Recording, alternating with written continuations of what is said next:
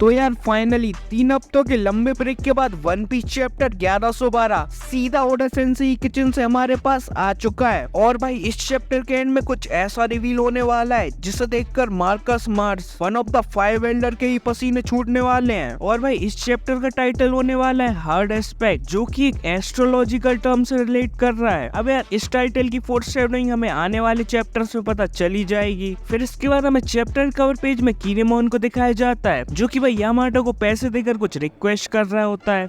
अब यार पैसे देकर कौन सी रिक्वेस्ट की जाती है ये तो भाई अब ओडा सेंसेई जाने। अपन तो सीधा चैप्टर को स्टार्ट करते हैं। तो यार हमें चैप्टर की शुरुआत में कोई मरीन्स की रिपोर्ट दिखाई जाती है, जिसमें कि भाई बताया जा रहा था कि सारे के सारे पैसे विस्टास खत्म हो चुके हैं और उनको निपटाने वाला और कोई नहीं हमारा नासुजोरो बुड्ढा होता है। फिर इसके बाद सीन शिफ्ट हो जाता है एगहेड के नॉर्थ ईस्ट कोस्ट में, जहाँ पर फ्रैंकी और बोनी अपने अपने एक एक वाइस एडमिरल्स को निपटा देते हैं। और वही बोनी यूज करती है अपना वो बच्चों वाला अटैक, जहाँ पर वो एक वाइस एडमिरल को बच्चा बना देती है और उसे लात मार के भगा देती है। और भाई जहाँ हमने पिछले चैप्टर में देखा था कि मार्कस मार्स ने यॉर्क वेगापंक को ढूंढ लिया है, तो फिर देर किस बात की थी। यॉर्क ले जाती है मार्कस मार्स को सीधा मॉनिटर रूम में, जहाँ उन दोनों को लगता है कि वेगापंक का मैसेज यहीं से ब्रॉडकास्ट हो रहा है। तो फिर क्या था, मार्स अपनी बुद्धि का प्रयोग ना करते हुए वो सीधा एक ऐसा पावरफुल बीम का अटैक करता है जिससे कि पूरा मॉनिटर रूम ही उड़ जाता है। और इस तबाही के बाद as expected from Vegapunk's idea message broadcast होना आराम से कंटिन्यू रहता है। फिर इसी ब्रॉडकास्ट कंटिन्यूएशन में यॉर्क मार्स को बताती है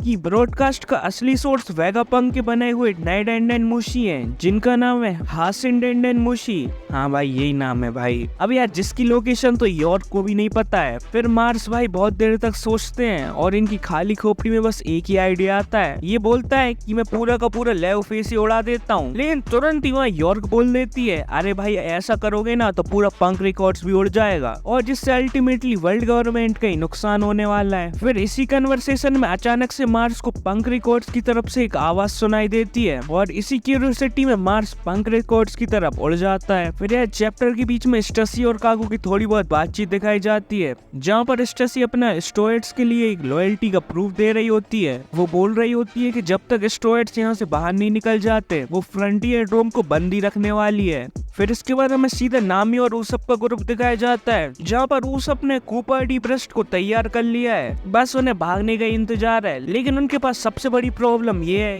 कि सनी सिर्फ उन्हें 1 किलोमीटर तक ले जा पाती है। वो सनी की एनर्जी का यूज करके भाई समुद्र तक तो नहीं पहुंचने वाले। और फिर हमें वेगापंक एडिशन दिखाया जाता है, जो कि भाई ये बैरियर से निकल चुका है। अभी कहाँ जा रहा है क्या है कुछ पता नहीं है भाई। फिर हमें इसके बाद लूफी और जायंट्स का ग्रुप दिखाया जाता है। तो यार जहाँ पर पिछले चैप्टर में ये दोनों जायंट्स और लूफी इन तीनों के ऊपर धमाके कर रुके वहाँ से भाग निकले थे, अब यार इस चैप्टर में वैरकरी और जुपिटर कीड़ा इन तीनों का पीछा करने वाले हैं। जहाँ पर ये कीड़ा का मुंह इतना बड़ा है भाई, इतना बड़ा है, और ये अपने अंदर इतनी ज्यादा हवा खींच रहा है कि ये दोनों जायंट्स भी इसके अंदर खींचे जा रहे हैं और लूफी तो भाई खींचा ही जा रहा होता है। और इसी खींचे जाने की फ्रस्ट्रेशन में लूफी एक बिल्डिंग को उखाड़ता है, मतलब पैर मार के उखाड़ता है और उसके बाद सीधे इसके मुंह में दे मारता है। और इतनी फाइट और पिटाई करने के बाद लूफी की एनर्जी बहुत ही कम हो जाती है और इसी रीजन से वो गियर 5 से नॉर्मल लूफी बन जाता है। और नॉर्मल लूफी नहीं, वो भाई ओल्ड लूफी बन जाता है। फिर जो हमारा ब्रॉगी जायंट रहता है वो उसको एल्बाफ का एक खाना दे देता है।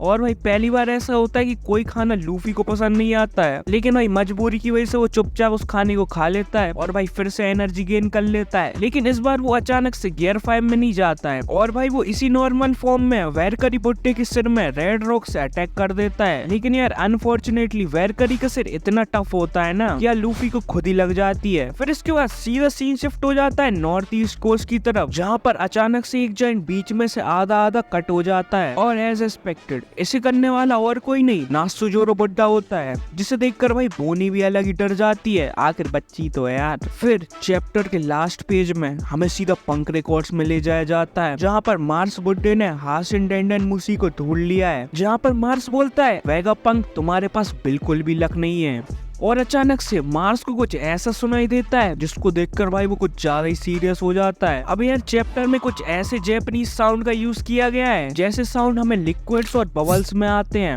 और इसी सीरियस फेस के साथ ये चैप्टर एंड हो जाता है। लेकिन ये चिंता करने की कोई बात नहीं है, क्योंकि भाई अगले हफ्ते भी नया चैप्टर आने वाला है, तो उस चैप्टर को भी अपन साथ मिलकर देखने वाले हैं। अब यार वीडियो के एंड में मैं बस एक ही बात बोलना चाहता हूँ कि यार स्टुअर्ट्स और वेगापंक्स को बचाने के लिए किसी न किसी और को तो जरूर आना पड़ेगा। ये जो एल्बाब से हेल्प करने जायंट्स आए हैं ना भाई, इनसे तो ना होने वाला। ये लोग ऐसे आधे आधे कटते रहेंगे और फिर तो भूल ही जाओ, लूफी और बाकी सभी एगेट से निकलने वाले हैं। और बाकी अपन देखते हैं कि वेगापंक का ब्रॉडकास्ट और क्या क्या ट्विस्ट एंड टर्न्स लाने वाला है। और हाँ, अभी तक आपने वीडियो को लाइक तो कर ही दिया होगा, तो चैनल को सब्सक्राइब भी कर लेना और कमेंट सेक्शन में जरूर बता देना कि वीडियो कैसा लगा और मैं इसमें क्या इम्प्रूव कर सकता हूँ।